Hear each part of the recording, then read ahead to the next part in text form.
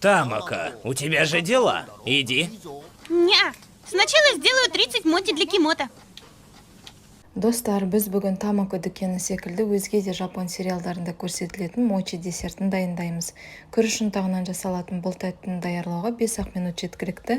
Салмасына құлпынай немесе жүзім, тіпті киви таңдаймын десеңіз де өз еркіңіз. Алдымен отта тұрған табаға су, үстіне қант салып, ол ерігенше араластырамыз.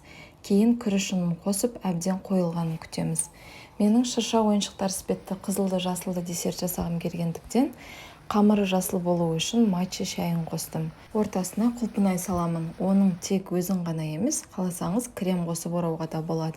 Енді тақтайға крахмал сеуіп, қамырды рулет секілді қалыпқа келтіргеннен кейін бірнеше шағын бөлшекке кесіп шығамыз.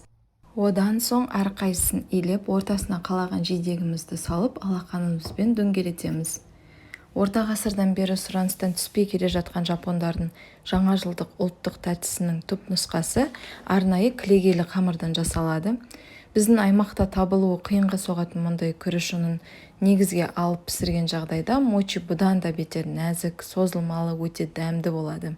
Үйден осы нұсқасының дәмін татып көрсеңіз де, неліктен жапон сұлулары осы десертке сонша ынтық екенін бірден ұғасыз.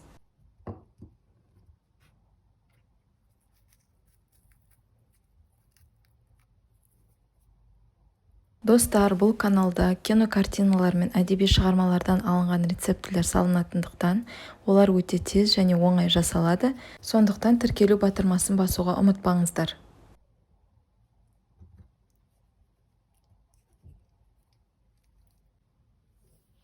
Вкусно.